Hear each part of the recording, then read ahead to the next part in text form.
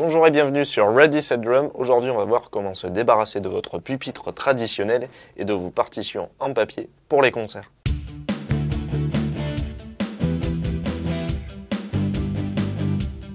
Si vous n'en pouvez plus de tout écrire systématiquement à la main, de trimballer des classeurs d'1 kg pour chaque répertoire dans lequel vous jouez, et que vous n'en pouvez plus des pinces à linge en extérieur et de la lumière de pupitre dès la nuit tombée, alors restez avec moi, je vais vous montrer la solution que j'utilise désormais. Je vous avoue que moi-même j'ai été récalcitrant pendant pas mal d'années à passer sur du numérique uniquement pour tout ce qui est partition des concerts et de tous les répertoires sur lesquels je pouvais arriver, surtout en remplacement. Et pourtant, ce n'est pas un investissement si conséquent que cela du moment que vous n'achetez pas le dernier iPad qui vient de sortir. Personnellement, j'ai opté pour une tablette Android de la marque Huawei et je l'ai payé très peu cher puisqu'il y avait des offres commerciales à ce moment-là, donc une centaine d'euros, ce qui est un investissement tout à fait raisonnable et d'ores et déjà complètement amorti au vu de l'utilisation que j'en ai faite.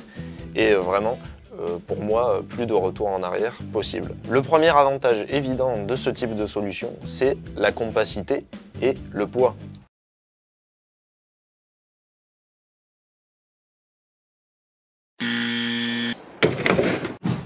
Si vous avez l'habitude de fonctionner avec des classeurs ou si vous avez quelqu'un dans vos connaissances musicales qui fonctionne encore avec des classeurs, vous vous êtes certainement rendu compte que c'est une solution très encombrante et qui peut vite devenir assez pénible, surtout quand on évolue sur plusieurs répertoires à la fois. Et comme vous allez le voir tout de suite, une tablette avec son support spécialisé fixé sur un petit pied de micro, eh ben, ça prend vraiment pas beaucoup de place.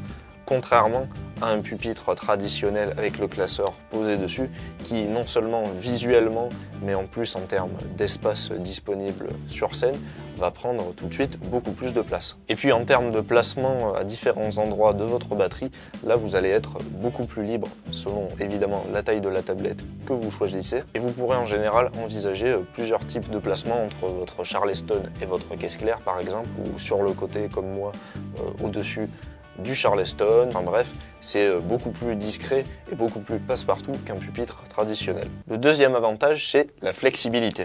Et oui, avec une tablette et des fichiers numériques, là vous n'êtes plus limité en termes d'épaisseur de classeur. Si vous devez réorganiser subitement votre set à la dernière minute, c'est faisable dans la plupart des applications en un simple glissement de doigts. Vous pouvez copier, coller facilement et modifier les fichiers. Vous pouvez les transmettre par voie numérique à vos copains musiciens ou alors à la personne qui se chargera de vous remplacer éventuellement. Avec l'application de gestion des fichiers adéquate, vous pouvez créer plusieurs répertoires plus courts, plus longs en fonction des types de sets, des types de publics auxquels vous vous adressez, alors qu'avec un classeur traditionnel, vous seriez obligé de faire des photocopies et de séparer tout ça dans différents porte-vues ou classeurs. Et en écrivant par exemple vos relevés directement à la main sur votre tablette, ça représente un gain de temps pas possible plutôt que de les écrire sur feuille, puis de les scanner, puis par exemple de les mettre sur votre tablette, que je faisais au début quand je l'ai acheté. Grosse erreur de ma part, ça m'a fait perdre parfois un temps fou, alors que finalement j'aurais pu, comme je le fais maintenant, écrire mes relevés à la main. Certes, c'est moins intuitif vu que je n'ai pas d'iPad ou de Samsung avec stylet. Donc selon les relevés, ça me prend un petit peu plus de temps que d'écrire sur une feuille en papier. Mais ensuite, j'économise tout le temps de scan, de renommage de fichiers, d'import sur Google Drive. Bref, je me demande pourquoi j'ai pas fait ça tout de suite. Si jamais, comme moi, vous êtes professionnel et qu'il vous arrive de faire des remplacements au pied levé, de devoir récupérer des relevés ou carrément de relever des morceaux en speed, par exemple la veille du concert, eh bien là, je vous en parle même pas. La solution tablette est pour moi obligatoire. Et le troisième avantage de ce type de solution pour moi, c'est la sécurité. Sécurité, pourquoi? Eh bien tout simplement parce qu'aujourd'hui avec les documents sous forme numérique, vous pouvez les copier, les coller, les importer et les sauvegarder sur n'importe quelle plateforme adaptée. Il y en a beaucoup de gratuites, Google Drive, Dropbox, tout ce que vous voulez. Même si ça reste assez fiable, on peut occasionnellement rencontrer des soucis. Et là, vous serez bien content d'avoir votre petite sauvegarde sur votre cloud. Et sécurité aussi parce que par la même occasion, vous vous débarrassez avec cette solution de tous les inconvénients qu'on connaît quand on les a utilisés, d'un pupitre traditionnel et d'un classeur avec ses feuilles qui tournent. Là, fini les coups de vent qui risquent de vous retourner les pages. Pas besoin de chercher une solution alambiquée, faite maison avec des sandov autour du pupitre pour maintenir les pages coûte que coûte dans toutes les conditions. Vos feuilles ne risquent pas de prendre l'eau non plus et ainsi de rendre illisibles vos partitions que parfois vous avez mis une demi-heure voire une heure à relever. Vous pouvez également être beaucoup plus rapide dans les enchaînements de morceaux car en général on peut switcher d'une page à une autre en un simple tapotement de doigts ou un petit swipe comme ceci. Et un dernier avantage également, c'est aussi la lisibilité.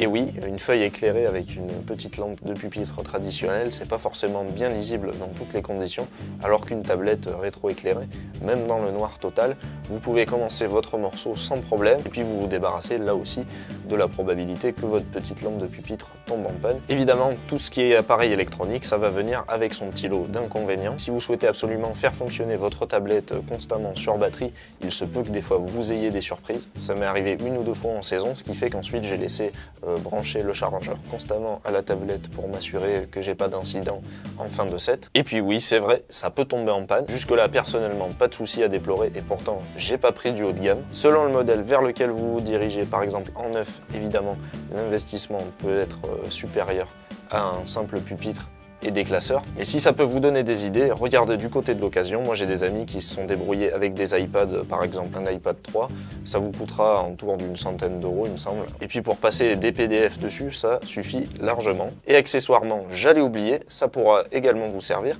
si votre ingé son de façade a une table de mixage numérique, comme ça se fait de plus en plus souvent. Là, vous pourrez carrément avoir votre retour contrôlable depuis la tablette. Et rien que pour ce truc en supplément des partitions, moi je suis ravi d'avoir investi. Et je vous recommande chaleureusement, si vous voulez solutionner tous vos problèmes liés au classeur et au pupitre, de vous pencher vers ce type de solution. Voilà pour cette petite vidéo, j'espère qu'elle vous a plu et qu'elle vous aura été utile. N'hésitez pas à me le dire comme d'habitude dans les commentaires. Dans la suivante, je vous montrerai tout mon processus du relevé de morceaux jusqu'au classement dans mon application qui me sert à faire défiler mes partitions. Je vous remercie d'être resté avec moi et d'ici là, je vous dis à très bientôt dans une prochaine vidéo.